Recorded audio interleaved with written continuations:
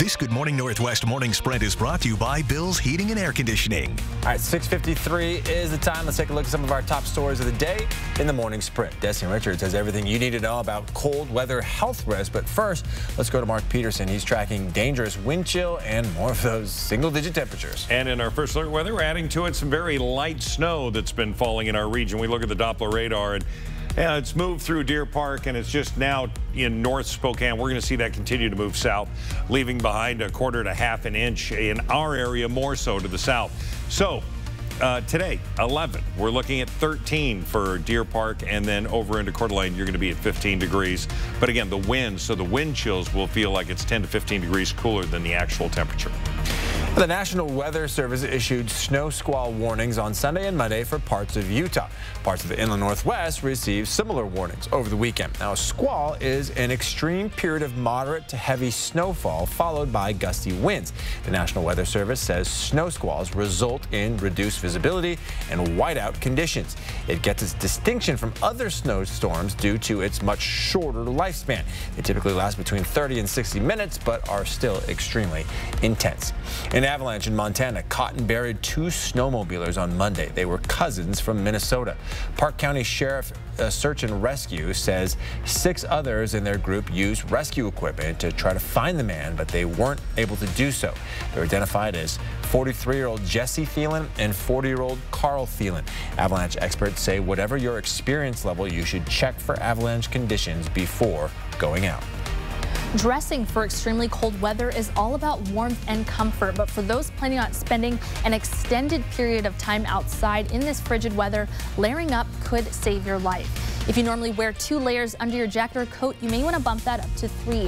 1 layer is for insulation, preferably made of a material that will keep your skin as dry as possible. 2 layers of bottoms with waterproof boots is ideal, and then a warm hat, gloves, and face covering is not only going to keep you warm and comfortable, but protect you from frostbite and hypothermia. To avoid frostbite and hypothermia, be aware of the wind chill in your area and dress for it. Drink warm fluids, but it's recommended you avoid caffeine and alcoholic beverages. When you're outside, stay active to maintain your body heat, take breaks from the cold as much as possible, and if you feel frostbite or hypothermia setting in, go inside immediately. Police arrested a woman Monday for allegedly stabbing her boyfriend with a katana sword. Spokane police say it happened at a home in the 5000 block of North Jefferson. They were called by the boyfriend, who had a stab wound in his torso, and said his longtime girlfriend was drunk, erratic, and still in the house with the sword, guns, and 2 small children. After 40 minutes of negotiation, officers forced open the door. That's when they say the woman took a swing at them with the sword. She was subdued with a taser and arrested for 1st and 2nd degree assault. Well, we now know the name of the man police say shot and killed a 24-year-old in North Spokane. Police say 39-year-old Rigoberto Garcia Lopez shot Michael Lindblom at a home earlier this month. Then, 3 blocks away, Lopez shot himself. He died at the hospital last week. Police say Lopez didn't even know Lindblom.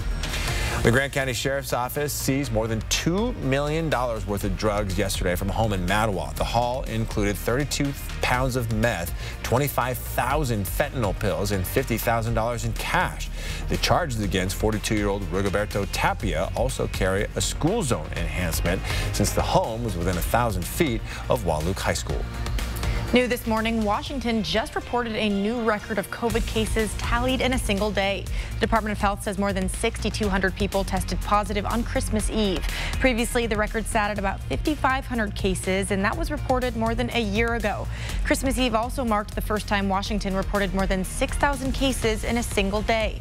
In King County alone, more than 2,200 cases were recorded last Thursday. That's about 3.5 times the peak of the county's Delta wave. The surge mirrors what's happening around the nation as well. The U.S. confirmed more than 440,000 new COVID cases after a holiday reporting backlog, setting a single-day pandemic record.